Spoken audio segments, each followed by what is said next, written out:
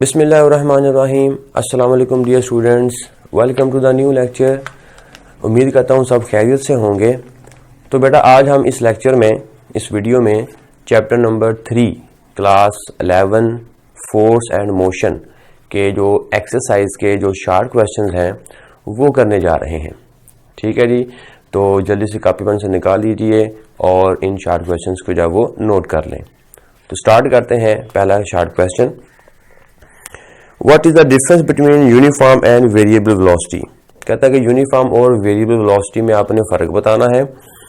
From the explanation of variable velocity, define acceleration. तो फिर आपने एक्सेलरेशन की डेफिनेशन बतानी है वेरिएबल वेलोसिटी से। Give SI units velocity and acceleration. और फिर आपने वेलोसिटी और एक्सेलरेशन का यूनिट भी बताना है। तो बेसिकली इसमें 3 बातें पूछी गई हैं। ठीक है जी, पहले आपने फ़र्क बताना है, डिफरेंस बताना है यूनिफॉर्म और वेरिएबल वेलोसिटी में, फिर आपने वेरिएबल वेलोसिटी को यूज़ करते हुए एक्सेलरेशन की डेफिनेशन बतानी है और फिर आपने इन दोनों के यूनिट्स बताने हैं। ओके, अब यहाँ पर मैंने चंद एक पॉइंट्स लिखे हुए हैं यूनिफॉर्म और वेरिएबल वेलोसिटी के रिलेटेड। ठीक है जी, अब यूनिफॉर्म वेलोसिटी क्या होती है? यूनिफॉर्म वेलोसिटी में बॉडी जो है वो equal displacement in equal interval of time cover करती है, और वेरिएबल वेलोसिटी में बॉडी अनइक्वल डिस्प्लेसमेंट जो है वो इक्वल इंटरवल ऑफ टाइम में कवर करती है। ठीक है जी, अब इस बात को एग्जांपल्स की मदद से समझते हैं। छोटी सी एग्जांपल समझते हैं। फर्ज करें ये हमारे पास एक गाड़ी है जो कि ए पॉइंट से एफ पॉइंट तक मूव करेगी। ठीक है, और ए से एफ पॉइंट तक का जो टोटल जो डिस्प्लेसमेंट है, इस पूरे टोटल पाथ को मैंने छोटे छोटे इंटरवल्स के अंदर जब वो डिवाइड कर दिया है। ठीक हो गया, और हर इंटरवल जब वो मैंने 5 मीटर का रखा है, 5 मीटर 5 मीटर 5 5। ठीक हो गया। तो इस तरह यूं ये पूरा जो पाथ है वो छोटे छोटे पैचेस में, छोटे छोटे इंटरवल्स में डिवाइड हो गया है। ओके, अब होगा क्या, गाड़ी को ए पॉइंट से एफ पॉइंट तक जाना है, तो ये उसकी डायरेक्शन ऑफ मोशन होगी। तो ये उसकी जो है वो डायरेक्शन ऑफ मोशन है। तो इस पूरे पाथ के अलोंग उसकी जो डायरेक्शन ऑफ मोशन है वो चेंज नहीं होगी। ठीक हो गया। दूसरी बात, ओके, अब गाड़ी जब वो स्टार्ट होती है और चलना शुरू करती है, फर्ज करें कि ये पॉइंट ए से बी तक पहुंची और इसको टाइम लगा 1 सेकेंड। ठीक है, इस 1 सेकेंड में ये पॉइंट ए से बी तक पहुंच गई, यहां तक आ गई। तो इसने कितना डिस्प्लेसमेंट कवर किया? तो आंसर है इसने 5 मीटर का डिस्प्लेसमेंट कवर किया। वो हमने नोट कर लिया। फर्ज करें टाइम लगा हमारे पास, टाइम 1 सेकेंड। ठीक है, तो 1 सेकेंड में बॉडी ने कितना डिस्प्लेसमेंट कवर कर लिया? 5 मीटर। तो इसमें जो चेंज इन डिस्प्लेसमेंट है, चेंज इन डिस्प्लेसमेंट हमारे पास कितना होगा? 5 मीटर का। ठीक है, ये इसकी इनिशियल पोजीशन है, ये इसकी फाइनल पोजीशन है। तो change in position is called velocity. तो final position minus initial position, तो फाइनल पोजीशन पर डिस्प्लेसमेंट 5 हो चुका है और इनिशियल पर कितना है? 0 है। तो 5 माइनस 0 5। तो चेंज इन डिस्प्लेसमेंट हमारे पास कितना आएगा? 5 मीटर का। ठीक हो गया। ओके, फिर हमने देखा कि अगले 1 सेकंड में बॉडी जब वो बी पॉइंट से सी तक पहुंच गई। ठीक है, तो अगेन इसको कितना डिस्प्लेसमेंट इसने कवर किया? अगेन इसने 5 मीटर का डिस्प्लेसमेंट कवर किया। ठीक है, तो अगेन 5 मीटर का डिस्प्लेसमेंट कवर करने में कितना टाइम लगा इसको? 1 सेकेंड। तो हमने ये भी नोट कर लिया कि t is equals to 1 second. ठीक है, तो अगले 1 सेकेंड में अगेन उसने जो डिस्प्लेसमेंट जब वो कवर किया वो कितना किया? 5 मीटर का। ठीक है, ये कैसे? क्योंकि सी तक कितना डिस्प्लेसमेंट बन चुका होता है? टोटल डिस्प्लेसमेंट 10 है। ठीक है, और बी पॉइंट पर कितना डिस्प्लेसमेंट हो चुका होता है? 5 मीटर। तो 10 माइनस 5 5। ठीक है, यहां पर 10 मीटर हो गया है और यहां पर कितना हो गया है? 5 मीटर। ठीक है, तो चेंज इन डिस्प्लेसमेंट कितना होगा? 10 माइनस 5 इज इक्वल्स टू 5। ठीक हो गया। तो इसी तरह अगर हम C से D तक उस बॉडी को लेकर जाएं, तो फर्ज करें वो 1 सेकंड लेती है C से लेकर D तक जाने में। ठीक है। तो C से लेकर D तक जाने में अगेन उसने 1 सेकंड में वो उसने जब वो 5 मीटर का डिस्प्लेसमेंट कवर कर लिया तो इसकी जो चेंज इन डिस्प्लेसमेंट है वो कितना होगा, 5 मीटर का। ठीक है। इस तरह हम अगला जो लेते हैं, अगले 1 सेकंड में वो बॉडी C से D तक पहुंच गई। ठीक है। D तक पहुंची तो उसने कितना डिस्प्लेसमेंट कवर किया, 15 मीटर का। तो चेंज कितना आया डिस्प्लेसमेंट में, 15 माइनस 10। ठीक है। तो जब हम 1 सेकंड का इंटरवल लेंगे तो हमारी ये इनिशियल पोजीशन होगी, ये फाइनल पोजीशन होगी। ठीक है। तो 1 सेकंड का हम इंटरवल ले रहे हैं, तो 1 सेकंड में बॉडी C से D तक पहुंची है, तो चेंज कितना आया है, 15 माइनस 10। तो चेंज इन डिस्प्लेसमेंट अगेन हमारे पास कितना आ जाएगा, 5 मीटर का। ठीक हो गया। अच्छा, अब इस बात को अगर हम ग्राफिकली भी अगर हम देखें, चलें ग्राफिकली बाद में देखते हैं, पहले इसकी वेलोसिटी निकाल लेते हैं। ठीक है। डिस्प्लेसमेंट और टाइम, डिस्प्लेसमेंट को टाइम पे डिवाइड किया तो कितनी वेलोसिटी आ जाएगी, डिस्प्लेसमेंट को टाइम पे डिवाइड किया 5/1। ठीक है जी। तो 5/1 कितना आ जाएगा, 5। सो वेलोसिटी बराबर होती है, इसका फॉर्मूला क्या होता है, change in displacement with respect to time. Okay. तो चेंज कितना आया, 5 मीटर का, कितने टाइम में, 1 सेकंड में। तो इसकी वेलोसिटी कितनी होगी, 5 मीटर पर सेकंड। ठीक है। इसी तरह अगर हम इसकी वेलोसिटी निकालेंगे तो अगेन 5 मीटर पर सेकंड इसकी वेलोसिटी आएगी इस इंटरवल की, और अगर हम इस इंटरवल की वेलोसिटी निकालेंगे तो अगेन कितनी आएगी, 5 मीटर पर सेकंड। तो हमने ऑब्जर्व क्या किया, रिजल्ट क्या निकाला, हमने ये रिजल्ट निकाला कि बॉडी 1 सेकंड में, हर 1 सेकंड में 5 मीटर का डिस्प्लेसमेंट कवर कर रही है। तो डिस्प्लेसमेंट भी कैसा है, इक्वल, और टाइम भी इक्वल है। तो इक्वल टाइम में वो इक्वल डिस्प्लेसमेंट कवर कर रही है। तो ऐसी वेलोसिटी को हम बोलते हैं यूनिफॉर्म वेलोसिटी। ठीक है। तो अगर कोई बॉडी इक्वल डिस्प्लेसमेंट को इक्वल टाइम में कवर करती है, चाहे वो इंटरवल बड़े हम ले लें, चाहे वो इंटरवल छोटे ले लें, इससे कोई फर्क नहीं पड़ता। तो उसकी वेलोसिटी कैसी रहेगी, यूनिफॉर्म वेलोसिटी रहेगी। और दूसरी बात, उसकी जो डायरेक्शन ऑफ मोशन है वो भी फिक्स्ड रहेगी। देखें, ए से लेकर ए से एफ तक जा रही है तो उसकी डायरेक्शन ऑफ मोशन सेम है, तो वो सेम डायरेक्शन अपनी रख रही है। तो डायरेक्शन ऑफ मोशन भी सेम रहेगी और उसका जो मैग्नीट्यूड है वो भी हमारे पास कैसा रहेगा, 5 मीटर पर सेकंड। हर इंटरवल में 5 मीटर पर सेकंड, हर इंटरवल में 5 मीटर पर सेकंड। तो उसका इंटरवल, उसका जो क्या बोलेंगे, जो मैग्नीट्यूड है वो भी क्या होगा, 5 मीटर पर सेकंड का। तो ऐसी वेलोसिटी को हम बोलेंगे कि वो कार, वो बॉडी, वो क्या है, यूनिफॉर्म वेलोसिटी से मूव कर रही है। ठीक है। अब यही बात मैंने यहां पे लिखी है कि in uniform velocity body cover equal displacements. ठीक है जी, equal displacements in equal interval of time, equal interval of time. ठीक है जी। तो इंटरवल ऑफ टाइम भी इक्वल है और डिस्प्लेसमेंट भी कैसा है, इक्वल है।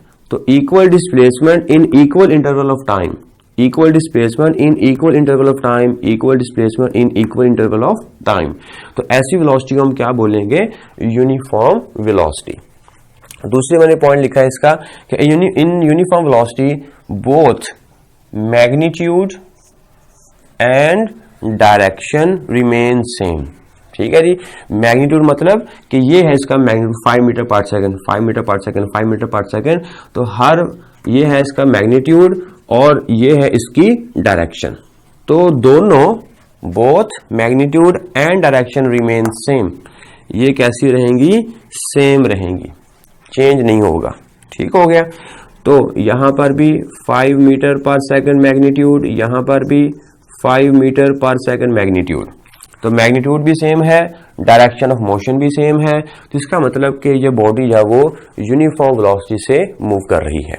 ठीक हो गया। ओके। अब हम बात करते हैं वेरिएबल वेलोसिटी की।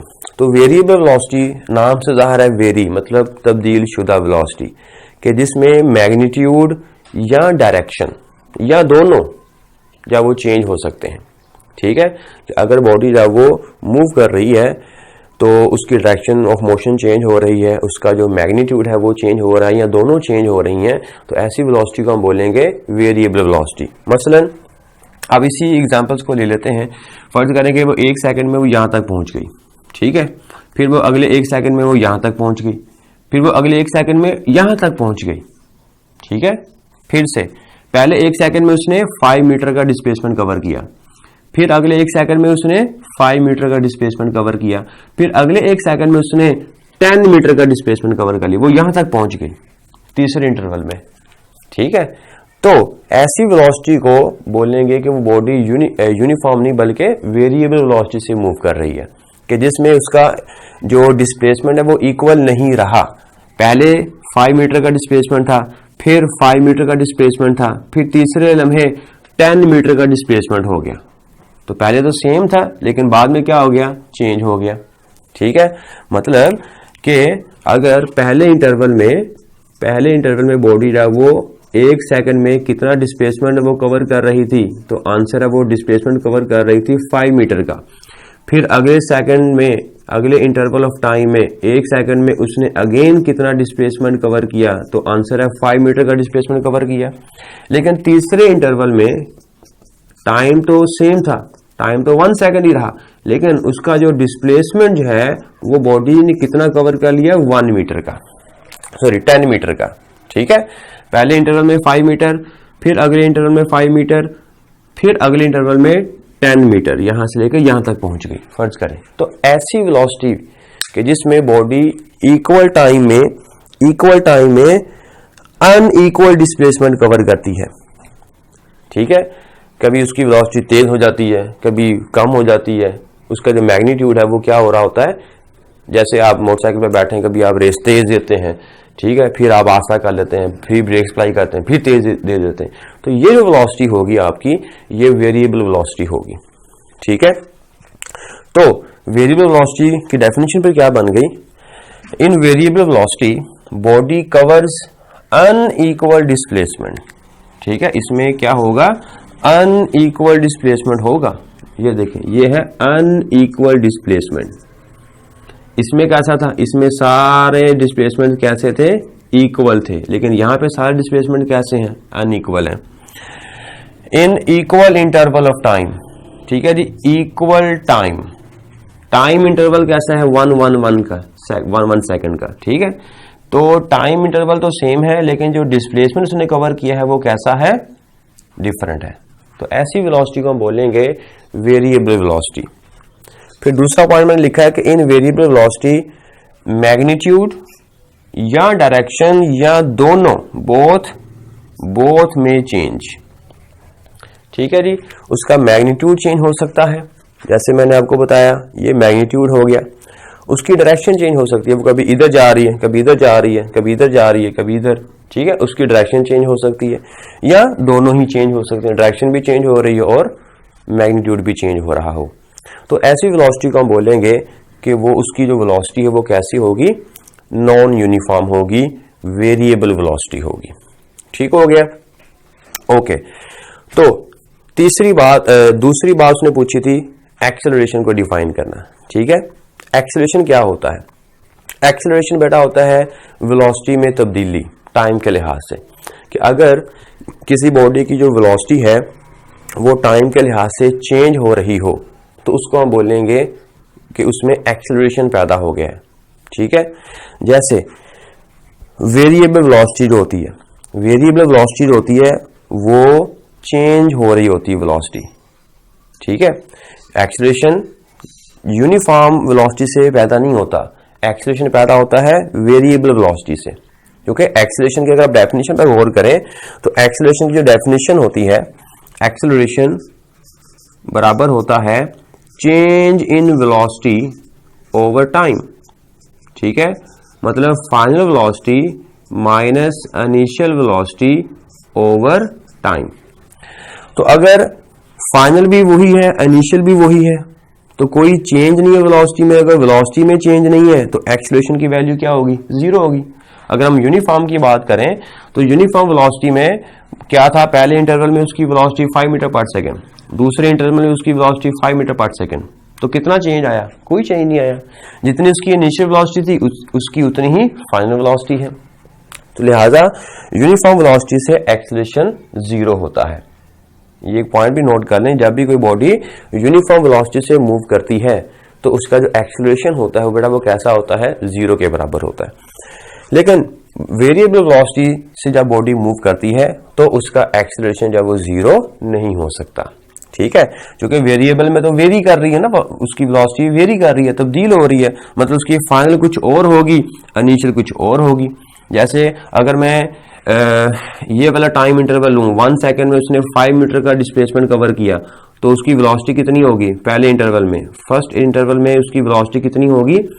5 मीटर पर सेकंड। और आखिरी इंटरवल में अगर मैं इसको लूं फाइनल वेलोसिटी, आखिरी इंटरवल में जो वेलोसिटी है वो कितनी बनेगी हमारे पास? 10/1, तो हमारे पास बनेगा 10 मीटर पर सेकंड। ठीक है, तो अगर मैं इसको इनिशियल वेलोसिटी मान लूं, इसको मैं फाइनल वेलोसिटी कंसीडर कर लूं, तो चेंज इन वेलोसिटी कितना आएगा?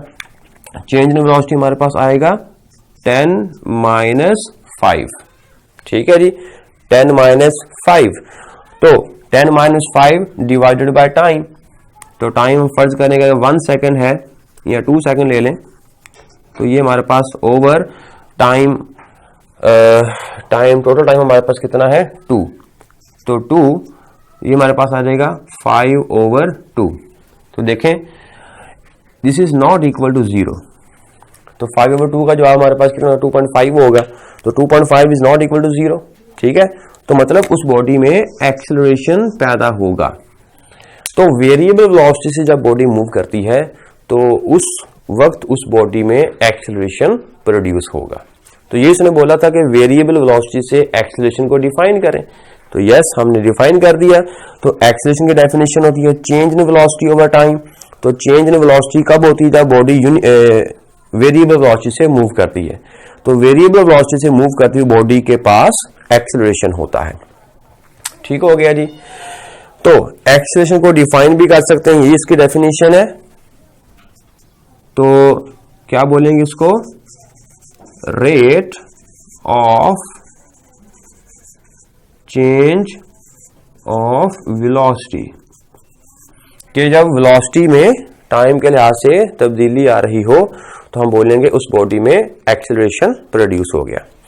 Rate of change of velocity is called acceleration. अब तीसरी बात उसने पूछी थी, इनके यूनिट्स बताने हैं। ठीक है जी, तो यूनिट्स क्या होंगे? यूनिट सिंपल है, वेलोसिटी का यूनिट हमारे पास क्या होगा? अभी हमने निकाला, वेलोसिटी का फार्मूला ये वाला होता है। ठीक है जी, तो displacement over time metre per second, तो metre per second is the unit of velocity. और एक्सेलरेशन का यूनिट क्या होगा? एक्सेलरेशन का यूनिट हमारे पास होता है वेलोसिटी का यूनिट मीटर पर सेकंड और टाइम का यूनिट सेकंड। ठीक है, तो इसका यूनिट क्या बन जाएगा? Metre per second square. ठीक हो गया। तो लिखना चाहे तो हम लिख सकते हैं वेलोसिटी का यूनिट हमारे पास होगा मीटर पर सेकंड और एक्सेलरेशन का यूनिट हमारे पास होगा metre per second square. So this is all about question number 1। Short question number 2 करते हैं। An object is thrown vertically upward, कि एक ऑब्जेक्ट को जो वो हमने वर्टिकली अपवर्ड फेंका। Discuss the sign of acceleration due to gravity, तो हमने जो ग्रेविटी की वजह से जो एक्सेलरेशन उसमें प्रोड्यूस होगा उसका हमने साइन बताना है, आया कि पॉजिटिव है या नेगेटिव है। ठीक है, relative to velocity while the object is in air.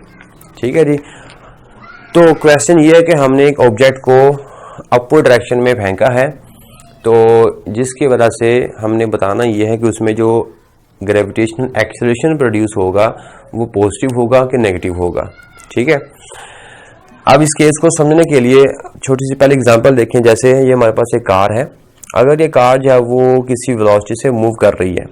ठीक है, फर्ज करें इसकी जो इनिशियल वेलोसिटी है वो 5 मीटर पर सेकंड है। 1 सेकंड के बाद उसकी जो वेलोसिटी है वो 7 मीटर पर सेकंड हो जाती है।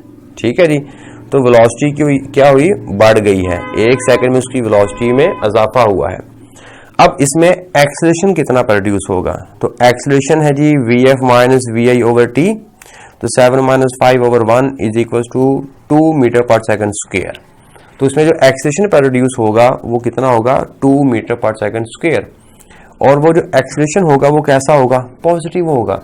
ठीक है, क्योंकि जिस डायरेक्शन में चूंकि जो वेलोसिटी है उस बॉडी की वो इंक्रीज हुई है, मतलब कि जिस वेलोसिटी किसी बॉडी की इंक्रीज कब होती है कि अगर किसी एक डायरेक्शन में कोई बॉडी जा रही हो और हम फोर्स भी हम उसी डायरेक्शन में अप्लाई कर दें, तो फोर्स और वेलोसिटी दोनों आपस में पैरेलल हो जाते हैं, एक ही डायरेक्शन में हो जाते हैं। तो उस केस में जो वेलोसिटी है वो कैसी ली जाएगी, पॉजिटिव ली जाएगी। लेकिन अगर हम इसी कार की फर्ज करें इनिशियल वेलोसिटी को हम कंसिडर कर लेते हैं 7 मीटर पर सेकंड, और इसकी जो फाइनल वेलोसिटी है वो हम कंसिडर कर लेते हैं 5 metre per second. 7 initial 5 final, तो अब इसकी जो एक्सेलरेशन है वो कितना होगा 5 - 7, तो अब कितना आंसर आएगा -2 मीटर पर सेकंड स्क्वायर। अब जो उसमें जो एक्सेलरेशन प्रोड्यूस हुआ है वो -2 हुआ है। -2 कब हुआ, जब उस कार की जो वेलोसिटी है वो क्या हुई है, डिक्रीज हुई है। तो किसी बॉडी की वेलोसिटी डिक्रीज कब होगी, जब हम उसकी वेलोसिटी की डायरेक्शन के अपोजिट फोर्स लगाएंगे। ठीक है ना, जैसे आप एक कार पे या साइकिल पे आपका दोस्त जा रहा है और आपने इसको सामने से ऐसे पकड़ लिया है, आप फोर्स इधर लगा रहे हैं और आपका दोस्त इधर आना चाहता है, तो उसकी वेलोसिटी क्या हो जाएगी, डिक्रीज हो जाएगी। तो इसी तरह जब हम किसी बॉडी की वेलोसिटी के अपोजिट फोर्स लगाते हैं तो उसकी वेलोसिटी क्या हो जाती है, डिक्रीज हो जाती है, और उसमें जो एक्सेलरेशन पैदा होगा वो कितना पैदा होगा, नेगेटिव एक्सेलरेशन पैदा होगा। ठीक है, इस बात को ज़हन में रखिएगा। अब हमने इस बॉडी को ऐसे ऊपर फेंका, इस बॉडी को ऐसे जब हम ऊपर फेंकेंगे तो क्या होगा, इसकी वेलोसिटी पहले शुरू में क्या थी, मैक्सिमम थी, अच्छी खासी थ्रो किया, और ऊपर जाते जाते इसकी जो वेलोसिटी है वो क्या हो जाती है, 0 हो जाती है। ठीक है, फर्ज करें इनिशियल वेलोसिटी v थी और फाइनल वेलोसिटी कितनी हो गई हमारी, 0 हो गई। तो चेंज इन वेलोसिटी कितना आया, तो चेंज इन वेलोसिटी आया 0 - v = -v। ठीक है, ये है हमारा चेंज इन वेलोसिटी -v। तो इस बॉडी की वेलोसिटी क्या हो रही है, डिक्रीज हो रही है। तो किसी बॉडी की वेलोसिटी डिक्रीज कब होती है, जब हम उसकी वेलोसिटी के अपोजिट डायरेक्शन में फोर्स लगाते हैं। तो यहाँ पे कौन फोर्स लगा रहा है, यस, तो यहाँ पे फोर्स लगा रहा है अर्थ का ग्रेविटेशनल पुल। ठीक है, अर्थ उसको अपनी तरफ खींच रही है। तो बॉडी ऊपर की तरफ हमने उसको फेंका है, लेकिन फोर्स ऑफ ग्रेविटेशनल जो है वो डाउनवर्ड डायरेक्शन में लग रहा है। मतलब हमारी बॉडी जो है वो फोर्स की डायरेक्शन के अपोजिट जा रही है। तो जब ऐसा ऐसी सिचुएशन हो तो हम क्या देखते हैं, उस बॉडी की जो वेलोसिटी है वो कम हो जाती है, जिसकी वजह से उसका जो एक्सेलरेशन है वो भी क्या हो जाएगा, नेगेटिव हो जाएगा। तो बताएं इसमें जो बॉडी ऊपर जाते वक्त जो ग्रेविटेशन एक्सेलरेशन का जो साइन होगा वो हम कैसा अब लेंगे, नेगेटिव का पॉजिटिव, तो आंसर है नेगेटिव लेंगे। ठीक है ना, क्योंकि उसकी वेलोसिटी वो विद रिस्पेक्ट टू टाइम कम हो रही है और हम फोर्स ऑफ ग्रेविटी के अपोजिट डायरेक्शन में जा रहे हैं। तो वेलोसिटी ऊपर की तरफ, ग्रेविटी का फोर्स नीचे की तरफ, तो दो वेक्टर्स आपस में अपोजिट डायरेक्शन में हो तो उसको हम माइनस से जाहिर करते हैं। उनकी डायरेक्शन को कैसे जाहिर करते हैं, माइनस से। तो लिहाजा हम इस फोर्स ऑफ ग्रेविटेशन की वजह से जो इस बॉडी में ग्रेविटेशनल एक्सेलरेशन प्रोड्यूस हो रहा है उसका साइन कैसा लेंगे, नेगेटिव साइन लेंगे। ठीक हो गया। तो इस केस में फिर हम क्या लिखेंगे, जब हम किसी बॉडी को ऊपर फेंकते हैं तो इसमें जो ग्रेविटी का फोर्स है वो उसको नीचे की तरफ धकेलता है, जिसकी वजह से उसकी वेलोसिटी है वो कम होना शुरू हो जाती है और उसमें जो एक्सेलरेशन है वो भी नेगेटिव पैदा होगा। ठीक हो गया। तो अब अगर इसका ग्राफ बनाना चाहते हैं तो ग्राफ कैसा बनेगा, इसका ग्राफ हम बना सकते हैं कि टाइम और वेलोसिटी के दरमियान इसका जो ग्राफ होगा वो कुछ इस तरह से होगा कि टाइम बढ़ रहा है और उसकी वेलोसिटी क्या हो रही है, कम हो रही है। तो टाइम तो बढ़ रहा है और वेलोसिटी कम हो रही है, तो ग्राफ कैसा होगा, ये ग्राफ होगा ऐसा। ठीक है, स्लोप क्या हो रहा है, डिक्रीज हो रहा है, नेगेटिव स्लोप होगा इसका। ठीक हो गया। सो आई होप आपको इस क्वेश्चन की समझ आ गई होगी। सो this is all about question number 2। Question number 3 करते हैं। Can the velocity of an object, कहता है कि क्या किसी बॉडी की वेलोसिटी रिवर्स डायरेक्शन में हो सकती है व्हेन एक्सेलरेशन इज कांस्टेंट, जब उसका एक्सेलरेशन कांस्टेंट हो। इफ सो, अगर ऐसा है तो गिव एन एग्जांपल, कोई एक एग्जांपल भी दें। तो क्वेश्चन ये है कि अगर किसी बॉडी की जो वेलोसिटी है वो मोशन के दौरान अपनी डायरेक्शन चेंज कर ले, रिवर्स कर ले, तो क्या उस वक्त जो एक्सेलरेशन है वो कांस्टेंट रह सकता है? अगर ऐसा हो सकता है तो उसको कोई एग्जांपल से समझाएं। तो आंसर है यस, ऐसा पॉसिबल है। ठीक है, ऐसा पॉसिबल कब है? जब हम किसी बॉडी को वर्टिकली अपवर्ड फेंकते हैं। ठीक है, जब हम किसी बॉडी को वर्टिकली अपवर्ड फेंकते हैं तो क्या होता है कि उसकी जो बॉडी ऊपर जाती है तो उसकी वेलोसिटी में कमी आती है। ठीक है, और फिर हाईएस्ट पॉइंट पर जाकर वो बॉडी रुकती है चंद लम्हे के लिए, फिर उसके बाद वो अपनी डायरेक्शन ऑफ मोशन चेंज कर लेती है।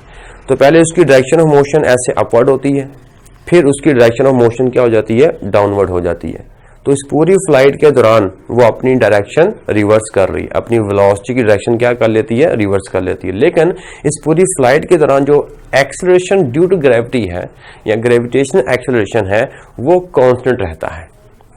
ठीक है, तो यही हमारी एग्जांपल होगी इस क्वेश्चन के आंसर में। हम यही एग्जांपल देंगे कि जब किसी बॉडी को हम वर्टिकली ऊपर फेंकते हैं तो अपनी इस पूरी फ्लाइट के दौरान वो अपनी डायरेक्शन ऑफ वेलोसिटी रिवर्स कर लेती है, लेकिन उसका जो एक्सेलरेशन है ड्यू टू ग्रेविटी वो चेंज नहीं होता, वो कैसा रहता है? वो कांस्टेंट रहता है। ठीक हो गया। अब इस बात को मजीद समझने के लिए हम क्या करते हैं कि हम एक एग्जाम्पल लेते हैं ताकि हमें पता चल सके कि वाकई जो ग्रेविटेशनल एक्सेलरेशन है वो पूरी फ्लाइट के दौरान वो कैसा रहता है? कांस्टेंट रहता है, इवन दो कि वो बॉडी जो है वो अपनी वेलोसिटी की जो डायरेक्शन है वो चेंज भी कर लेती है। ओके, अब फर्ज करें कि हमारे पास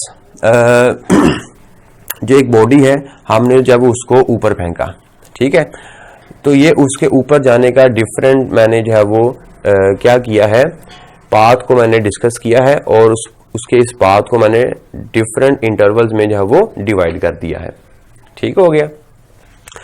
अच्छा, अब याद रहे कि जो ग्रेविटेशन एक्सेलरेशन है वो क्या है कि जो बॉडी ऊपर जाती है तो उसकी वेलोसिटी में जो चेंज आता है पर सेकंड, ठीक है, पर सेकंड में जो उसका जो चेंज आता है वेलोसिटी में, उसी को हम क्या बोलते हैं? ग्रेविटेशनल एक्सेलरेशन बोलते हैं। ठीक है, ये बात याद रखिएगा कि वेलोसिटी, ये जो वेलोसिटी है इसमें जो चेंज आ रहा है वो कितना आ रहा है? Approximately 10 metre per second. वैसे तो 9.8 मीटर पर सेकंड स्क्वायर होता है जी की वैल्यू, लेकिन हम इसको आसानी के लिए क्या मान के चलते हैं? 10 मीटर पर सेकंड स्क्वायर मान के चलते हैं। तो ग्रेविटेशन एक्सेलरेशन की वैल्यू क्या होती है कि जब एक सेकंड में जो वेलोसिटी में जो चेंज आ रहा है वो कितना हो? 10 मीटर पर सेकंड। ठीक है, तो 10 मीटर पर सेकंड की वेलोसिटी अगर एक सेकंड में चेंज हो रही हो तो ही हम उसको क्या बोलते हैं? उसको हम ग्रेविटेशनल एक्सेलरेशन बोलते हैं। ठीक हो गया। इस बात को अपने माइंड में रखिएगा। अब इस बात को अपने माइंड में रखकर हम एक बॉडी को थ्रो करते हैं अपवर्ड डायरेक्शन में। फर्ज करें कि हम उसकी initial velocity 30 metre per second से हम उसको ऊपर फेंकते हैं। ठीक है, तो 30 मीटर पर सेकंड की वेलोसिटी से हमने उसको ऊपर फेंका 30 मीटर पर सेकंड। तो एक सेकंड में कितना चेंज आएगा? एक सेकंड में उसकी वेलोसिटी में कितना चेंज आएगा? 10 मीटर पर सेकंड का चेंज आएगा। ठीक है, अब ये चेंज है वो बढ़ भी सकता है, कम भी हो सकता है, और हम जानते हैं जब बॉडी ऊपर मूव करती है तो उसकी वेलोसिटी कम होती है, जिसका मतलब कि उसकी वेलोसिटी 30 मीटर पर सेकंड से कम होके कितनी रह जाएगी? तो आंसर है 20 मीटर पर सेकंड रह जाएगी। क्यों? क्योंकि उसमें 10 मीटर पर सेकंड का चेंज आना है, कमी आनी है। तो 30 से 10 कम हुआ तो कितना रह गया? 20 मीटर पर सेकंड जब उसकी वेलोसिटी में चेंज आया बी पॉइंट पर। ठीक हो गया। इसी तरह जब बॉडी बी पॉइंट से सी पॉइंट तक जाती है तो एक सेकंड में वो सी पॉइंट तक पहुंची, तो एक सेकंड में जब वो सी पॉइंट तक पहुंचेगी तो कितना वेलोसिटी में चेंज आ चुका होगा? वेलोसिटी में कितनी कमी आ चुकी होगी? क्योंकि ऊपर जाते वक्त वेलोसिटी में कमी आनी है, तो कितनी कमी आई है या कितना चेंज आएगा वेलोसिटी में? तो आंसर है 10 मीटर पर सेकंड का चेंज आएगा। ठीक हो गया। फिर एक सेकंड बाद वो यहां पर पहुंच जाती है, तो एक सेकंड बाद जब वो यहां पर पहुंचेगी तो वेलोसिटी में कितना चेंज आएगा? वेलोसिटी में चेंज आएगा 0। तो ये जो वेलोसिटी में चेंज है, वेलोसिटी में चेंज है, इसी का नाम तो क्या हमने रखा हुआ है, ग्रेविटेशनल एक्सेलरेशन। अब ऊपर जाते वक्त पूरी फ्लाइट नहीं बोलेंगे, उस सिर्फ ऊपर जाते वक्त आपने देखा कि कैसे वेलोसिटी में जो है वो हर इंटरवल में 10 मीटर पर सेकंड का चेंज आ रहा है। तो अब अगर आप हर इंटरवल में ग्रेविटेशनल एक्सेलरेशन की वैल्यू कैलकुलेट कर भी लें, ठीक है, तो वो कितनी आनी है, वो 10 मीटर पर सेकंड स्क्वायर आनी है। कैसे, अगर फर्ज करें मैं जो है वो ए से बी, ए और बी का जो इंटरवल है, इस इंटरवल के दौरान मैं ग्रेविटेशनल एक्सेलरेशन की वैल्यू मालूम करना चाहता हूं, ठीक है। तो ग्रेविटेशनल एक्सेलरेशन की वैल्यू का जो फार्मूला है वो हमारे पास है VF माइनस VI/T। तो ए से लेकर बी तक gravitational acceleration A to B ये बराबर किसके होगा, final velocity minus initial velocity. तो फाइनल वेलोसिटी बी पॉइंट पर कितनी है, 20 है, ठीक है जी, माइनस इनिशियल वेलोसिटी ए पॉइंट पर कितनी है हमारे पास, 30 है, ओवर ये जो वेलोसिटी में जो चेंज आया है ये कितने टाइम के दौरान आया है, 1 सेकंड में। तो ये 1 सेकंड का हमारे पास क्या आ गया, चेंज। तो इसको हम सॉल्व करेंगे तो हमारे पास क्या आएगा, minus 10 metre per second square. मतलब कि जो जो बॉडी ऊपर जा रही है उसमें माइनस 10 मीटर पर सेकंड का चेंज आ रहा है, या minus 10 metre per second square का एक्सेलरेशन प्रोड्यूस होगा। ओके, इसी तरह जब हम B से C तक जाते हैं तो B से C तक जाते वक्त भी, B से C तक जाते वक्त अगर हम इस इंटरवल का निकालें एक्सेलरेशन तो कितना आएगा, तो final velocity minus initial velocity over time. तो टाइम कितना लगा B से C तक जाते वक्त, 1 सेकंड। तो 1 सेकंड टाइम लगा B से C जाते वक्त। तो C पर फाइनल वेलोसिटी हमारे पास 10 माइनस B पर फाइनल वेलोसिटी हमारे पास 20 is equals to minus 10 metre per second square, ठीक है जी। तो इस इंटरवल के दौरान भी हमारे पास जो ग्रेविटेशन एक्सेलरेशन की जो वैल्यू आई हमारे पास वो कितनी आई है, 10 मीटर पर सेकंड स्क्वायर आई है। अभी फिलहाल आप माइनस को भूल जाएं, ठीक है, आप फिलहाल माइनस को क्या करें, भूल जाएं, ठीक है, हम सिर्फ मैग्नीट्यूड की बात कर रहे हैं। तो G का जो मैग्नीट्यूड हमारे पास आया, A से B तक जाते वक्त 10 मीटर पर सेकंड स्क्वायर का आया, फिर B से C जाते वक्त 10 मीटर पर सेकंड स्क्वायर का मैग्नीट्यूड आया। इसी तरह अगर आप C से D तक निकालेंगे तो वो भी हमारे पास कितना आएगा, 10 मीटर पर सेकंड स्क्वायर का एक्सेलरेशन उसमें प्रोड्यूस होगा, ठीक है। अब बॉडी जब वो वापस आती है, जब बॉडी वापस आएगी तो D से C तक आएगी जब, तो उसकी वेलोसिटी में कितना चेंज आएगा। अब बॉडी D से C तक आ रही है तो D पॉइंट पर उसकी इनिशियल वेलोसिटी, फिर जब वो पॉइंट C पर पहुंचेगी तो यहां पे उसकी फाइनल वेलोसिटी, ठीक है। तो फाइनल माइनस इनिशियल, अब वापस आने का टाइम, ठीक है, वापस जब आएगी तो G is equals to D से C तक। तो D से C तक जब बॉडी आएगी तो C पर उसकी फाइनल वेलोसिटी, D पर उसकी इनिशियल वेलोसिटी, तो 10 माइनस 0 ओवर D से C तक वो कितने टाइम में पहुंची है, 1 सेकंड में पहुंची है। तो ये हमारे पास आ गया 1 सेकंड। तो G का आंसर हमारे पास क्या आएगा, 10 मीटर पर सेकंड स्क्वायर, ठीक है। इसी तरह अगर आप C से B तक का इंटरवल का निकालें G की वैल्यू, वो भी कितनी आएगी, 10 मीटर पर सेकंड। इसी तरह B से A तक का आप निकालें G की वैल्यू, वो भी हमारे पास कितनी आएगी, 10 मीटर पर सेकंड स्क्वायर आएगी।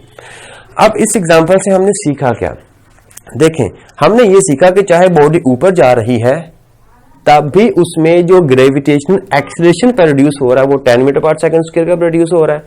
फिर बॉडी अपनी डायरेक्शन ऑफ वेलोसिटी रिवर्स कर लेती है तब भी नीचे आते वक्त भी उसमें जो एक्सेलरेशन ड्यू टू ग्रेविटी है उसमें कितना पैदा हो रहा है, 10 मीटर पर सेकंड स्क्वायर का पैदा हो रहा है। तो यही इसमें क्वेश्चन पूछा था कि क्या ऐसा पॉसिबल है कि कोई बॉडी अपनी मोशन के दौरान अपनी वेलोसिटी की डायरेक्शन अगर रिवर्स भी कर ले तो उसका जो एक्सेलरेशन है वो सेम रहे। तो आंसर है यस। हमने एग्जांपल से प्रूव भी कर दिया कि चाहे बॉडी ऊपर जा रही हो, ठीक है, और फिर उसने अपनी डायरेक्शन रिवर्स कर ली, पहले उसकी अपवर्ड डायरेक्शन थी फिर उसकी डायरेक्शन डाउनवर्ड होगी, लेकिन इस पूरी फ्लाइट के दौरान उसमें जो एक्सेलरेशन है वो कितना पैदा हो रहा है, 10 metre per second square, 10 metre per second square, 10 metre per second square. ठीक है जी। तो आई होप कि आपको इस क्वेश्चन की समझ आ जानी चाहिए। अब इसी बात को हम जो वो लिख लेते हैं कि हमने अपना आंसर जो वो कैसे देना है जी। तो अब मैंने यही बात लिख दी है, when a body is thrown vertically upward its velocity goes on decreasing due to gravity, कि जब हम किसी बॉडी को ऊपर फेंकते हैं वर्टिकली तो उसकी वेलोसिटी ग्रेविटी की वजह से क्या होती जाती है, डिक्रीज होती जाती है, and becomes zero at maximum height, और मैक्सिमम हाइट पर जाकर उसकी वेलोसिटी जीरो हो जाती है।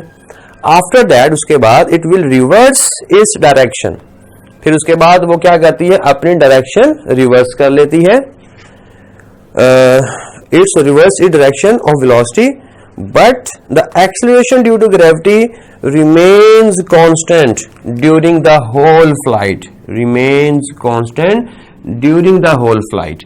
ठीक है, कि चाहे बॉडी अपनी वेलोसिटी की डायरेक्शन जब वो रिवर्स भी कर ले, लेकिन तब भी उसका पूरी फ्लाइट के दौरान जो एक्सेलरेशन जो है वो कितना रहता है, सेम रहता है, कांस्टेंट रहता है, 9.8 या अप्रोक्सीमेटली कितना, 10 मीटर पर सेकंड स्क्वायर।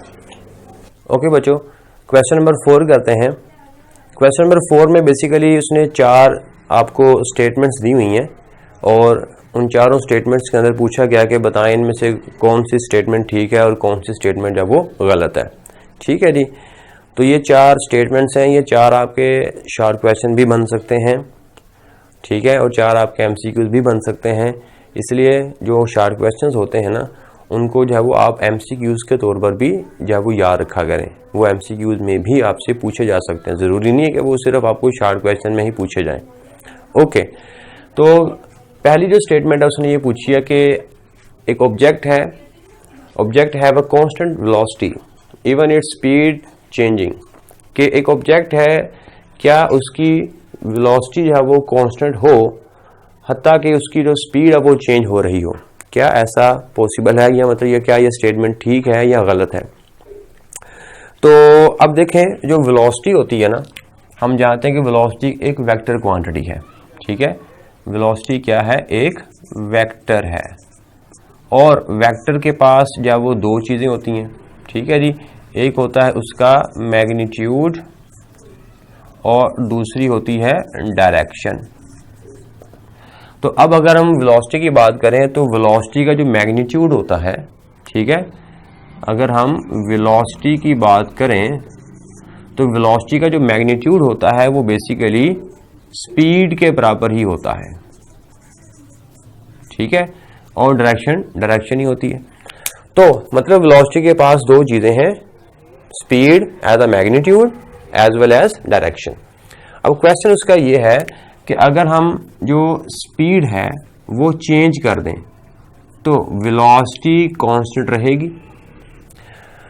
तो अगर वेलोसिटी को कांस्टेंट होना है तो इसका मतलब ये है कि उसका जो मैग्नीट्यूड है, मतलब उसकी जो स्पीड है वो और जो डायरेक्शन है वो, ये दोनों चीजें कैसी रखनी पड़ेंगी, कांस्टेंट रखनी पड़ेंगी। ठीक है, मतलब कि कांस्टेंट वेलोसिटी के लिए हमें जो स्पीड है और जो डायरेक्शन है, इन दोनों को कैसा रखना पड़ेगा, इन दोनों को कांस्टेंट रखना पड़ेगा, तब जाके हमारी जो वेलोसिटी कांस्टेंट रहेगी। लेकिन उसने बोला कि अगर स्पीड चेंज हो रही है तो वेलोसिटी कांस्टेंट होगी। तो सोचें, अब हमने अगर स्पीड चेंज कर दी है तो क्या वेलोसिटी कांस्टेंट होगी? तो आंसर है नो। तो वेलोसिटी को कांस्टेंट होना है, स्पीड को भी कांस्टेंट होना पड़ेगा। ठीक है, लेकिन स्टेटमेंट के अंदर उसने पूछा है कि स्पीड जो है वो आपको अगर चेंज कर दी जाए तो वेलोसिटी कांस्टेंट रहेगी। तो आंसर है उस ऑब्जेक्ट की वेलोसिटी कांस्टेंट नहीं होगी। तो इसका मतलब यह है कि ये जो स्टेटमेंट है ये फिर ट्रू होगी या फॉल्स होगी, सोचें। तो आंसर है यस, ये फॉल्स स्टेटमेंट है, गलत है, ऐसा मुमकिन नहीं है। ओके, उसके बाद चलते हैं जी दूसरी स्टेटमेंट के पास। दूसरी स्टेटमेंट है जी, object have constant speed even its velocity changing. कि अगर स्पीड जब वो कांस्टेंट है तो हत्ता कि उसकी जो वेलोसिटी है अगर हम उसको चेंज भी कर दें तो क्या उसकी स्पीड कांस्टेंट रह सकती है। तो देख लेते हैं जी अगेन। अब हमने देखा कि वेलोसिटी जो है वो क्या होती है, वो वेक्टर क्वांटिटी है, ठीक है। अभी हमने ऊपर देखा तो वेलोसिटी को अगर हम, वेलोसिटी डिपेंड करती है उसके मैग्नीट्यूड और डायरेक्शन के ऊपर। तो वेलोसिटी चेंज होगी कैसे, जब स्पीड या डायरेक्शन इन दोनों में से कोई एक चेंज होगा या दोनों ही चेंज हो जाएं, ठीक है।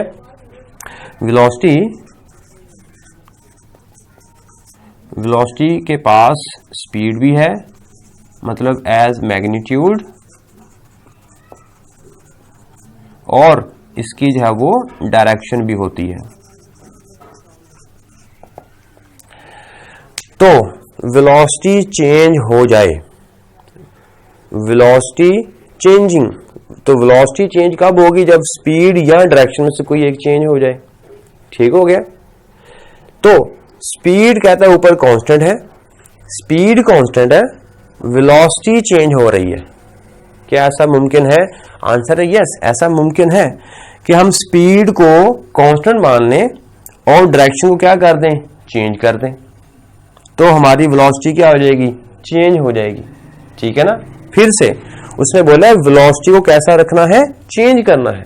तो वेलोसिटी चेंज कब होगी, जब इन दोनों में से किसी एक को हम चेंज कर देंगे। लेकिन स्टेटमेंट के अंदर उसने स्पीड को क्या रख दिया है, कांस्टेंट रख दिया है। तो ये तो हम चेंज अब नहीं कर सकते, ठीक है। स्पीड तो हम चेंज नहीं कर सकते क्योंकि उसने स्पीड को कैसा कर दिया है, कांस्टेंट। तो अब हमारे पास चेंज करने के लिए क्या बचा, सिर्फ डायरेक्शन बची। तो अगर डायरेक्शन चेंज हो जाएगी तो वेलोसिटी भी क्या हो जाएगी, चेंज हो जाएगी। तो ऐसा कैसे मुमकिन हो सकता है कि स्पीड हमारी कांस्टेंट हो और वेलोसिटी चेंज हो जाए, कैसे, डायरेक्शन के लिहाज से। तो ऐसा मुमकिन है जब कोई बॉडी सर्कुलर पाथ में मूव करती है, ठीक है। अगर फर्ज करें एक बॉडी है, यहाँ पत्थर है, उसको आप सर्कुलर पाथ में एक फिक्स्ड वेलोसिटी से घुमाएं, 5 मीटर पर सेकंड की वेलोसिटी से वो क्या, स्पीड से वो क्या कर रही है, मूव कर रही है वो पत्थर, ठीक है। तो 5 मीटर पर सेकंड की वेलोसिटी के साथ एक पत्थर जो है वो सर्कुलर पाथ में मूव कर रहा है, ठीक है जी। तो फर्ज करें पत्थर जब वो डिफरेंट पोजीशन में ऐसे घूमेगा, तो मैं उसकी डिफरेंट पोजीशन मैं बना रहा हूं, यहाँ पर और यहाँ पर। फर्ज करें पत्थर जब इस सर्कल में ऐसे मूव कर रहा है, किस वेलोसिटी के साथ, आंसर है 5, किस स्पीड के साथ, तो आंसर है 5 मीटर पर सेकंड की स्पीड के साथ वो पत्थर क्या कर रहा है, मूव कर रहा है। तो उसकी वेलोसिटी क्या है, कांस्टेंट है, वो कांस्टेंट स्पीड के साथ क्या कर रहा है, मूव कर रहा है। तो अगर उसकी स्पीड कांस्टेंट है तो क्या इसके पास वेलोसिटी चेंज हो रही होगी, आंसर है यस, इसकी डायरेक्शन चेंज हो रही है। अब देखें यहां पर इसकी डायरेक्शन ऑफ वेलोसिटी इधर है, यहां पर इधर होगी, इधर इस डायरेक्शन में होगी और इधर इस डायरेक्शन में होगी, ठीक है। तो जब भी कोई बॉडी अपनी सर्कुलर पाथ में मूव करती है तो उस हर पॉइंट के ऊपर, हर पॉइंट पर उसकी जो डायरेक्शन ऑफ वेलोसिटी है वो चेंज हो जाती है, इवन दो कि उसकी जो स्पीड है वो कांस्टेंट रही, ठीक है जी। तो स्पीड कांस्टेंट होते हुए भी वो अपनी डायरेक्शन चेंज कर रही है। तो यही स्टेटमेंट उसने पूछी है कि जो स्पीड है वो कांस्टेंट है और वेलोसिटी क्या हो रही है, चेंज हो रही है। तो वेलोसिटी का चेंज होना मतलब डायरेक्शन का चेंज कर देना। तो हमने डायरेक्शन क्या कर दी, हमने डायरेक्शन जब वो चेंज कर दी, लेकिन जो स्पीड है उसकी वो क्या है, वो कांस्टेंट है। तो 5 मीटर पर सेकंड से फर्ज करें अगर वो बॉडी मूव कर रही है तो हर पॉइंट पे उसकी जो स्पीड है वो कैसी रही, 5 मीटर पर सेकंड, लेकिन डायरेक्शन क्या होगी, चेंज होगी। तो डायरेक्शन के चेंज होने से वेलोसिटी क्या हो जाएगी, चेंज हो जाएगी। तो इसका मतलब ये स्टेटमेंट कैसी रही, ट्रू होगी, ठीक है। ये स्टेटमेंट कैसी है, ट्रू है कि स्पीड कांस्टेंट है और इवन वेलोसिटी क्या हो रही हो, चेंज। तो यस, ऐसा पॉसिबल है, कब, जब बॉडी सर्कुलर पाथ में मूव करेगी तो, ठीक हो गया। ओके, अब आते हैं क्वेश्चन स्टेटमेंट नंबर 3 की तरफ। स्टेटमेंट सी स्टेटमेंट है ऑब्जेक्ट हैव जीरो वेलोसिटी, के ऑब्जेक्ट की वेलोसिटी जीरो है, even it's acceleration is not zero, अतः कि उसका जो एक्सेलरेशन है वो जीरो ना हो, लेकिन वेलोसिटी क्या हो जाए, 0 हो जाए। क्या ऐसा मुमकिन है? क्या ये स्टेटमेंट ठीक है? तो आंसर है यस, ये स्टेटमेंट भी ठीक है। उसकी रीजन क्या है? अच्छा, स्टेटमेंट सी और डी, ठीक है, सी और डी जो स्टेटमेंट है, ये जो हमने प्रीवियस क्वेश्चन किया ना, क्वेश्चन नंबर 3, ये दोनों स्टेटमेंट उसी के रिलेटेड हैं। ठीक है, देखें, हमने जब किसी बॉडी को अपवर्ड डायरेक्शन में फेंकते हैं, ठीक है, जब भी हम किसी बॉडी को अपवर्ड डायरेक्शन में फेंकते हैं तो with the passage of time उसकी जो वेलोसिटी है वो क्या हो जाती है, डिक्रीज होना शुरू हो जाती है। सो हाईएस्ट पॉइंट पर जाकर उसकी जो वेलोसिटी है वो क्या हो जाती है, 0 हो जाती है। ठीक है, तो इस पूरी फ्लाइट के दौरान उसका क्या एक्सेलरेशन 0 रहता है? तो आंसर है नो। हत्ता कि उसकी वेलोसिटी 0 हो चुकी है, क्या इस पॉइंट पर उसका जो एक्सेलरेशन है वो 0 है? आंसर है नो। उसका एक्सेलरेशन यहां पर कितना है? तो आंसर है उसका एक्सेलरेशन है 9.8 मीटर पर सेकंड स्क्वायर या approximately 10 metre per second square. तो ये इसने क्वेश्चन पूछा है कि हम क्या कर दें, 0 वेलोसिटी, कि उस ऑब्जेक्ट की वेलोसिटी क्या है, 0 है, तो एक्सेलरेशन नॉट 0। तो यस, ऐसा मुमकिन है। जब हम किसी बॉडी को अपवर्ड थ्रो करते हैं तो अपवर्ड थ्रो करते वक्त हाईएस्ट पॉइंट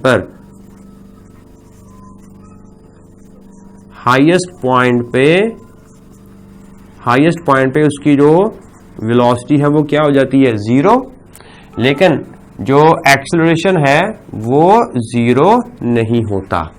उसकी वैल्यू कितनी होती है, 9.8 मीटर पर सेकंड स्क्वायर। जिसका मतलब है कि ये स्टेटमेंट भी ट्रू है, ये स्टेटमेंट भी ठीक है। ओके, अब चलते हैं लास्ट स्टेटमेंट की तरफ। Object subjected to a constant acceleration can reverse its velocity. क्या वो अपनी वेलोसिटी को रिवर्स कर सकता है अगर उसका जो एक्सेलरेशन है वो कांस्टेंट रहे?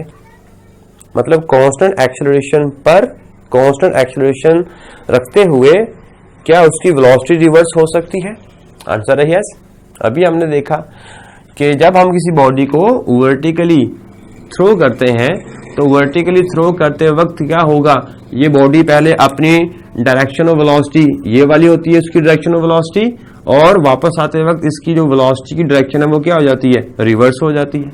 ठीक है, तो इस पूरी फ्लाइट के दौरान वो अपनी डायरेक्शन ऑफ वेलोसिटी क्या कर रही है, रिवर्स कर रही है, लेकिन पूरी फ्लाइट के दौरान क्या उसका जो एक्सेलरेशन है वो जब वो चेंज हो रहा है, आंसर है नो, तो कैसा है, कांस्टेंट है।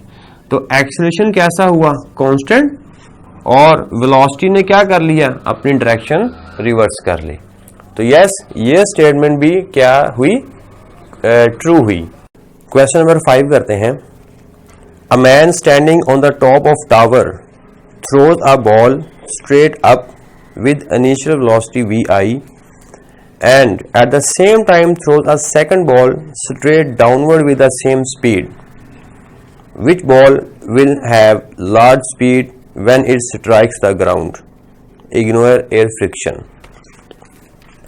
ओके बच्चों, क्वेश्चन ये है कि आपके पास एक आदमी है और उसने अपने दोनों हाथों में बॉल्स हैं पकड़े हुए हैं। तो वो टावर पे खड़ा है और क्या करता है कि वो दोनों बॉल्स को थ्रो करता है, एक बॉल को अपवर्ड और एक बॉल को डाउनवर्ड, सेम टाइम पे और सेम स्पीड के साथ। ठीक है, ये कंडीशन है कि सेम स्पीड के साथ और सेम टाइम पे वो क्या करता है, दोनों बॉल्स को जब वो फेंकता है, एक को अपवर्ड डायरेक्शन में और एक को डाउनवर्ड डायरेक्शन में फेंकता है। तो क्वेश्चन ये है कि कौन सा बॉल जो है वो जमीन पर जब वो पहले हिट करेगा, जाकर लार्ज स्पीड से हिट करेगा। ठीक है जी, तो आंसर है कि दोनों बॉल जो है वो सेम स्पीड से जाके हिट करेंगे। कोई भी बॉल जो है वो पहले नहीं पहुंचेगा, डिफरेंट स्पीड से नहीं पहुंचेंगे बल्कि सेम स्पीड से पहुंचेंगे। ठीक हो गया। अच्छा, अब इसकी रीजन क्या है? उसकी रीजन ये है, देखें, फर्ज करें कि हमारे पास ये दो बॉल्स हैं जो कि इस आदमी ने पकड़े हुए हैं और ये initial velocity 30 metre per second की वेलोसिटी के साथ ये दोनों बॉल्स को क्या करेगा, थ्रो करेगा। ठीक है, एक को अपवर्ड और एक को डाउनवर्ड। अब फर्ज करें वो बॉल जो अपवर्ड डायरेक्शन में फेंकता है, उसकी पहले मोशन को स्टडी करते हैं, ठीक है। अच्छा, अब इसकी मोशन को स्टडी करने से पहले ये बात याद रखनी है कि दोनों का जो लेवल ऑफ थ्रो है, ठीक है, जिस लेवल से ये थ्रो किए गए हैं वो सेम है, ठीक है।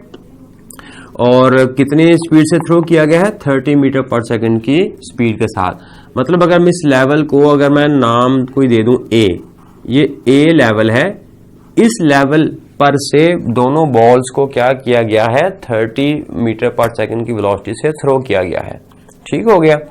ए लेवल से, ये बात याद रखिए, जब मतलब दोनों बॉल जब लेवल ए पर होंगे तो उनकी वेलोसिटी क्या है? 30 मीटर पर सेकंड। ओके, अब होगा क्या, जब इस बॉल को ऊपर फेंका गया तो ये बॉल जब वो ऐसे ऊपर मूव करेगा और मूव करते करते इसकी जो वेलोसिटी है वो डिक्रीज होगी। अब जब इसकी वेलोसिटी डिक्रीज होगी मतलब वेलोसिटी में चेंज आएगा। कितना चेंज आएगा? तो वो आंसर है ग्रेविटेशनल एक्सेलरेशन के बराबर चेंज आएगा, ठीक है। फर्ज करें कि 1 सेकंड में ये बॉडी जो वो यहां पर पहुंच गया, ये वाला बॉल, ब्लैक बॉल जो वो 1 सेकंड में फर्ज करें वो यहां पर पहुंच गया, ठीक है। जब ये यहां पर पहुंचा तो इसकी वेलोसिटी 30 से कितनी हो जाएगी? 20 रह जाएगी, ठीक हो गया। 20 मीटर पर सेकंड इसकी वेलोसिटी रह जाएगी। ओके, वेलोसिटी में चेंज कितना आया? 20 मीटर पर सेकंड का चेंज आया। फिर इसकी जो वेलोसिटी है वो डिक्रीज होते होते 1 सेकंड बाद इसकी वेलोसिटी फर्दर डिक्रीज हो जाएगी और फर्दर डिक्रीज होकर इसकी वेलोसिटी कितनी रह गई? 10 मीटर पर सेकंड। इसकी वेलोसिटी कितनी बन जाएगी? 10 मीटर पर सेकंड। फिर जो वो 1 सेकंड बाद हमने देखा कि इसकी जो वेलोसिटी है हाईएस्ट पॉइंट पर जाकर इसकी वेलोसिटी कितनी हो गई? 0 हो गई, ठीक है। तो इस तरह जो है वो इसकी जो वेलोसिटी है वो विद रिस्पेक्ट टू टाइम क्या हो रही है? डिक्रीज हो रही है और डिक्रीज होते होते हाईएस्ट पॉइंट पर इसकी वेलोसिटी क्या हो जाएगी? 0। फिर ये बॉडी अपना रिवर्स डायरेक्शन में वापस आना शुरू हो जाएगी। अब जब वापस आएगी तो वापस आते वक्त इसकी वेलोसिटी में इंक्रीमेंट होगा, इजाफा होगा, ठीक है। हाईएस्ट पॉइंट पर जाते जाते इसकी वेलोसिटी क्या हो गई थी? 0 हो गई थी। और जब वो वापस आएगी इसकी वेलोसिटी, तो इसकी वेलोसिटी फिर हर 1 सेकंड के बाद क्या होगी? 10 मीटर पर सेकंड की वेलोसिटी, 10 मीटर पर सेकंड की वेलोसिटी में इजाफा होगा, ठीक है। ये सेम क्वेश्चन वही जो हमने क्वेश्चन नंबर 3 में किया था, ठीक है। तो 1 सेकंड का इंटरवल है, तो 1 सेकंड में इसकी वेलोसिटी जब वो चेंज हो रही है 10 metre per second gravitational acceleration के अकॉर्डिंग। फिर ये बॉडी जब वो क्या करती है? वापस आना शुरू हो जाती है, इस पॉइंट पर पहुंचती है जिसकी वेलोसिटी 10 मीटर पर सेकंड हो जाती है। फिर वो दोबारा इस पॉइंट पर आती है जिसकी वेलोसिटी क्या हो जाती है? 20 मीटर पर सेकंड हो जाती है। और दोबारा जब वो इस पॉइंट पर आएगी, इस लेवल का नाम क्या है? ए, तो लेवल ए पर उसकी अगेन फिर वेलोसिटी कितनी हो जाएगी? 30 के बराबर हो जाएगी, ठीक है। तो जब वो 30 के बराबर होगी तो अब वो बॉडी जब नीचे मूव करना शुरू कर देगी। अब जब बॉडी नीचे मूव कर रही है तो इसकी इनिशियल वेलोसिटी यहाँ पे कितनी है? 30। तो बॉल, दूसरा जो रेड बॉल था उसकी वेलोसिटी भी कितनी थी? 30। इसका मतलब है कि दोनों 30 वेलोसिटी के साथ क्या कर रही हैं? मूव कर रही हैं, ठीक है। दोनों की वेलोसिटी कैसी है? नीचे आते वक्त सेम है। तो इसका मतलब यह है कि दोनों ऑब्जेक्ट्स जब जमीन पर पहुंचेंगे और जमीन को जाके हिट करेंगे तो किस वेलोसिटी से हिट करेंगे? सेम वेलोसिटी से हिट करेंगे, ठीक है। क्यों? क्योंकि इस बॉडी, ये जब बॉडी ऊपर गई थी तो वापस आते वक्त ये उसी लेवल से गुजरती है जहां से इस बॉडी को थ्रो किया गया था। 30 मीटर पर सेकंड की वेलोसिटी से इस रेड बॉल को थ्रो किया गया था और ब्लैक बॉडी भी वापस आते वक्त इसी लेवल ए पर अपनी वेलोसिटी कितनी गेन कर लेती है? 30 मीटर पर सेकंड। इसका मतलब यह है कि ब्लैक बॉल भी ए लेवल से 30 मीटर पर सेकंड की वेलोसिटी से नीचे आ रही है और रेड बॉडी भी लेवल ए से 30 मीटर पर सेकंड की वेलोसिटी से नीचे आ रही है। तो दोनों बॉडीज जब वो 30 मीटर पर सेकंड की वेलोसिटी से नीचे आ रही हैं, ठीक है। तो इसका मतलब वो दोनों सेम पॉइंट पे और सेम टाइम पे जाके हिट करेंगी, ठीक हो गया। और सेम वेलोसिटी के साथ जाके क्या करेंगी? हिट करेंगी। सेम टाइम नहीं कहना चाहिए, सेम स्पीड के साथ जब वो जाके हिट करेंगी, ठीक हो गया। तो यहां से हमने रिजल्ट निकाला और यही बातें हमने यहां पर लिखी हुई हैं। Both the balls hit the ground with the same speed, दोनों जो है वो सेम स्पीड के साथ हिट करेंगी। ये सारी बातें एयर फ्रिक्शन को इग्नोर करते हुए हम कर रहे हैं, ये भी बात याद रखिएगा। उसने एंड पे बोला भी था कि air friction, ignore air friction. तो अगर एयर फ्रिक्शन होगी तो फिर ये सारी सिचुएशन जो है वो ऐसी नहीं होगी, रॉन्ग हो जाएंगी। ये सिर्फ और सिर्फ in the absence of air friction है, क्योंकि एयर फ्रिक्शन में बॉडी जो है वो सेम स्पीड से और सेम एक्सेलरेशन से नीचे गिरती हैं। ठीक है, अगर हम एयर फ्रिक्शन को इन्वॉल्व करेंगे तो फिर जो है वो टाइम भी हमारे पास क्या हो जाएगा, डिफरेंट हो जाएगा, और जो स्पीड है वो भी क्या हो जाएंगी, डिफरेंट हो जाएंगी। ठीक है, तो अगर एयर फ्रिक्शन को हम कंसिडर करेंगे तो वो बॉडी जो ज्यादा हाइट पर गई है वो ज्यादा जोर से जाके हिट करेगी, ये भी बात याद रखिएगा। लेकिन हम हमारे क्वेश्चन में जो कंडीशन है वो ये है कि इग्नोर एयर फ्रिक्शन। ये सारी बातें इग्नोर एयर फ्रिक्शन के अकॉर्डिंग हम कर रहे हैं। सो एक्सप्लेनेशन में हम यही बात लिखेंगे, the ball which is thrown vertically up with velocity vi, फर्ज करें हमने उसको vi वेलोसिटी से वर्टिकली ऊपर फेंका, ठीक है जी, इस बॉडी को, will have the same velocity vi when it reaches back to the top of the tower. ठीक है, तो जब हम इस बॉडी को ऐसे ऊपर फेंकते हैं तो दोबारा जब ये वापस नीचे आती है टावर के लेवल पर, इसका नाम मैंने ए रखा था, तो ये क्या कर लेती है, सेम स्पीड, सेम वेलोसिटी इसके पास हो जाती है vi। ठीक है जी, when it reaches back to the top of the tower, जब ये दोबारा टावर की टॉप पे पहुंचती है तो क्या होता है कि ये अपनी सेम वेलोसिटी जब वो हासिल कर लेती है। So the two balls have same downward velocity. ठीक है जी, बॉल, इसको मैं अगर ब्लैक बॉल जो है ये वापस आते वक्त यहां पर पहुंचती है तो ये तो यहां से स्टार्ट होती है, ठीक है ना, तो इसके पास डाउनवर्ड वेलोसिटी कितनी है, 30 मीटर पर सेकंड, और जब ये बॉडी वापस आती है इस ए लेवल पर तो इसके पास भी कितनी वेलोसिटी हो चुकी होती है, 30 मीटर पर सेकंड। तो मतलब दोनों की जो डाउनवर्ड वेलोसिटी है वो लेवल ए से कितनी है, 30 मीटर पर सेकंड, सेम है, vi है। सो देयरफॉर दे रीच या hit the ground with the same velocity. ठीक है जी, दोनों जो है वो सेम वेलोसिटी के साथ जो है वो हिट करेंगी। ऐसा नहीं है कि जो ऊपर फेंकी वो ज्यादा वेलोसिटी से हिट करेगी, ठीक है, लेकिन वो तब होगा जब हम फ्रिक्शन को भी जब वो कंसिडर करेंगे।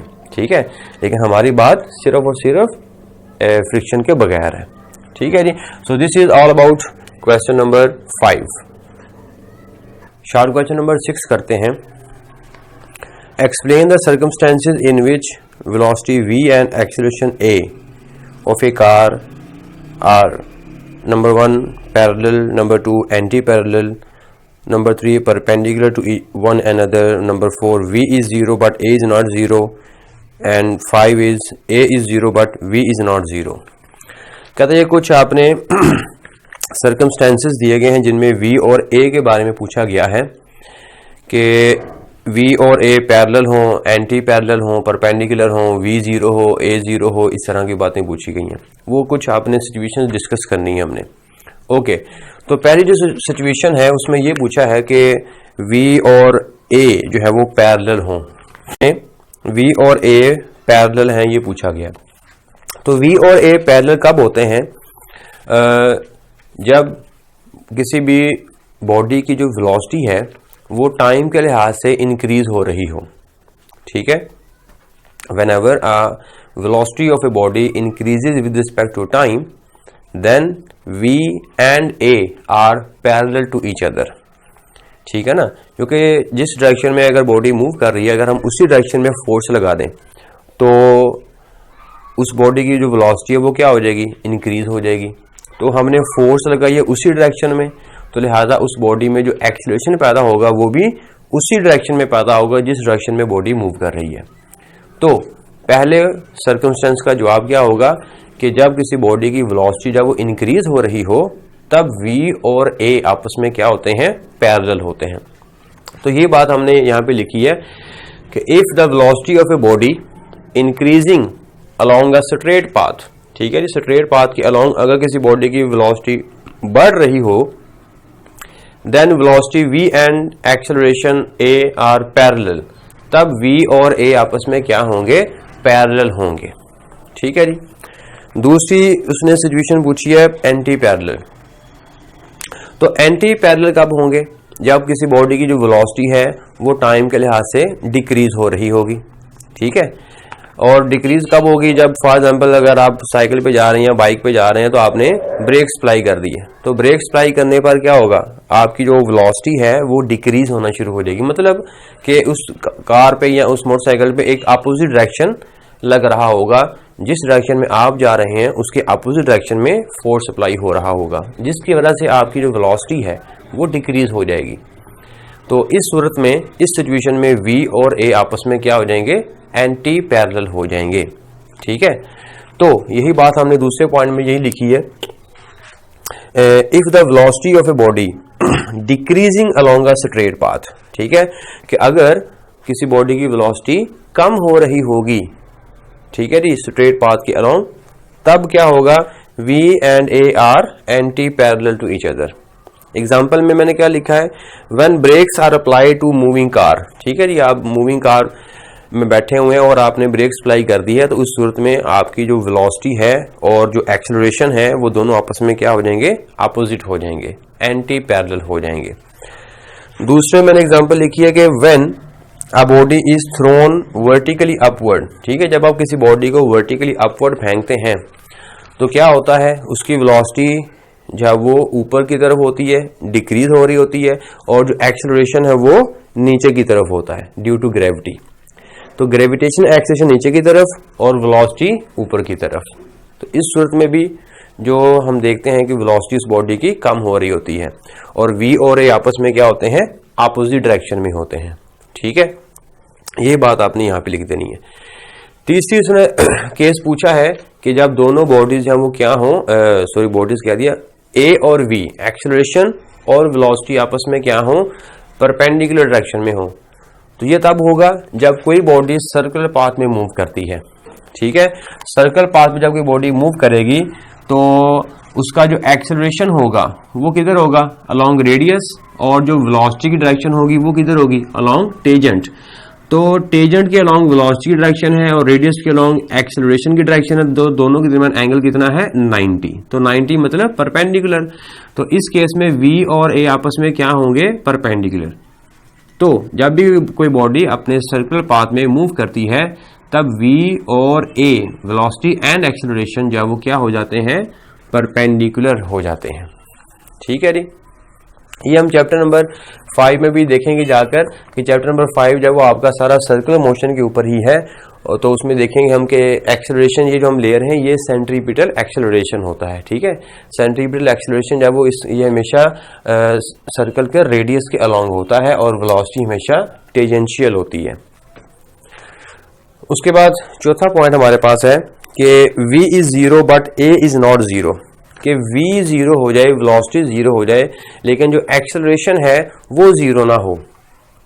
ये वाला जो केस है ये हम वैसे भी प्रीवियस जो शॉर्ट क्वेश्चन हैं, क्वेश्चन नंबर 2 और 3, उसमें हम डिटेल के साथ डिस्कस कर चुके हैं कि जब हम किसी बॉडी को वर्टिकली अपवर्ड फेंकते हैं तो क्या होता है कि हाईएस्ट पॉइंट पर जाकर बॉडी की जो वेलोसिटी है वो क्या हो जाती है, जीरो हो जाती है।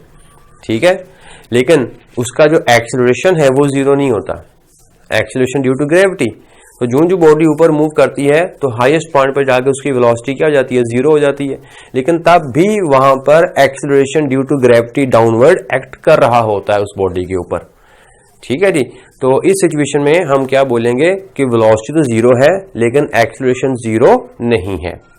या दूसरी एग्जांपल आप देखें कि आप बाइक्स पे या मोटरसाइकिल पे जा रहे हैं या कार में जा रहे हैं तो आप बहुत हार्डली ब्रेक्स अप्लाई करते हैं। ठीक है, आप अचानक कोई सामने आ जाता है तो आपको बड़ी जोर से ब्रेक्स अप्लाई करना पड़ती हैं। तो उस सूरत में, उस लम्हे, उस सिचुएशन में क्या होता है कि वेलोसिटी जीरो हो जाती है लेकिन जो एक्सेलरेशन है वो जीरो नहीं होता। ठीक है जी, ये दोनों एग्जांपल जो है वो आप लिख सकते हैं। मैंने वैसे यहाँ पे एक एग्जांपल लिखी है वर्टिकली अपवर्ड के लिहाज से कि when a body is thrown vertically upward, जब किसी बॉडी को ऊपर की तरफ फेंका जाता है, then at maximum height maximum height पर पहुंचते हुए velocity of the body become zero, velocity तो जीरो हो जाती है, बट लेकिन acceleration due to gravity is not zero, लेकिन जो एक्सेलरेशन है वो जीरो नहीं होता।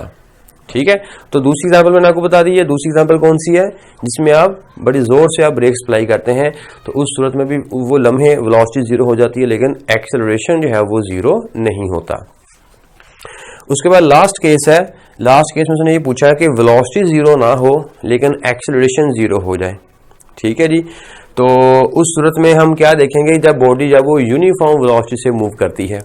अब हमने क्वेश्चन नंबर 1 में हमने यूनिफॉर्म वेलोसिटी को डिस्कस किया था डिटेल के साथ कि जब भी कोई बॉडी यूनिफॉर्म वेलोसिटी में मूव करती है तो यूनिफॉर्म वेलोसिटी से मुराद है कि जो उसकी इनिशियल वेलोसिटी है वही उसकी फाइनल वेलोसिटी है, तो चेंज इन वेलोसिटी क्या होगा, जीरो होगा। ठीक है, तो जब भी कोई बॉडी यूनिफॉर्म वेलोसिटी से मूव करती है तो उसकी चूंकि वेलोसिटी में चेंज नहीं आ रहा होता, जब वेलोसिटी में चेंज नहीं आ रहा होता तो हम क्या बोलेंगे कि एक्सेलरेशन क्या होगा, जीरो होगा। ठीक है, तो इसका जवाब क्या होगा कि when a body moves in with uniform velocity then its acceleration become zero but velocity does not. ठीक है, और यही बात मैंने यहां पे लिखी है when a body is moving with uniform velocity then A becomes zero but V does not। ये पांचों की पांचों सिचुएशन जो है ना, ये सर्कमस्टेंसेज हैं, अपने MCQs के तौर पर भी याद रखने हैं। पर्टिकुलरली ये तीसरा, चौथा और पांचवा जो है ये शॉर्ट क्वेश्चन जो है, पॉइंट जो है, ये MCQs में कई बार पेपर में आ चुके हैं, इसलिए आपने इसको जरा MCQs के हिसाब से भी प्रिपेयर कर लेना है।